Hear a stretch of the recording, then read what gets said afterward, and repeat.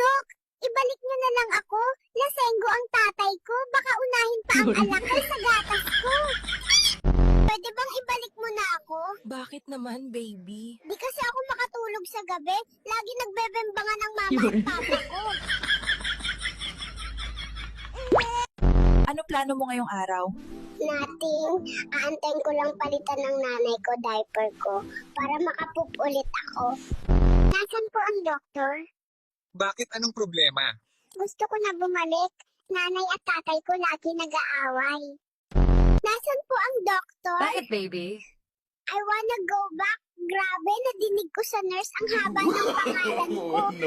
Welcome to the world. Ano masasabi mo na andito ka na sa mundo? Ibalik niyo ako, nabalitaan ko kasi mahirap ang magulang ko. Masaya ka ba ngayon? Nakalabas ka na sa mundo? Masaya. Pangsyam na pala akong anak. Ano papakain sa akin ng magulang ko? Sige nga, Ano ginagawa mo dito? nagtatago. Kung sino-sino kasi hawak ng hawak sa pisngi ko. I need a break. Birthday mo ngayon, baby. Anong wish mo? Sana ako na lang ang tropa ni Papa kasi yung tropa niya, mas madalas pa siya kasama kaysa sa akin. Hindi ka ba napapagod sa ganyang edad? Mas nakakapagod maghintay ng ayuda, boss. Birthday mo ngayon, baby. Anong wish mo? Gasolina tumaas. Gatas tumaas. Ako lang hindi kasi wala pa rin akong tatay. Bakit mukha kang pagod ngayon? Kada 5 minutes, may gustong makipag-hello sa akin. Kamukha ng daddy, kamukha ng mommy. Ano ba talaga?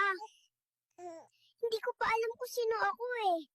Pagod na mata ko sa flash. Parang artista lang, walang privacy. Ilang pictures na nakuha mo ngayong araw? Kahit kumain lang ako, may picture. Shout out sa mga magulang dyan. Huwag niyong tularan ang ganitong magulang kagaya ng mama at papa ko. Kawawa mga anak. Bakit nandito ka? Ilang araw ka pa lang. Kailangan ko na mag-ipon para sa school ng mga anak ko. Nasaan ang DSWD? Bakit? Anong problema? Laging nag-aaway magulang ko. Kuhanin niyo na lang ako. Ano ang masasabi mo ngayon? Nakalabas ka na. Libre nga magpa-ospital. Kung ano-ano naman ang pinapabili. Ikatlong pagkabuhay ko na. Pinoy pa din ako. Pambihirang buhay to. Akala ko ba gusto mong bumalik sa mama mo? Anak pala ko ni Tanggol, kaya mayaman kami. Sana all. Ganito rin ba nanay nyo? Inuuna pa ang chismis kaysa gawain bahay. Kung ganyan nanay nyo, isuli nyo na sa magulang niya.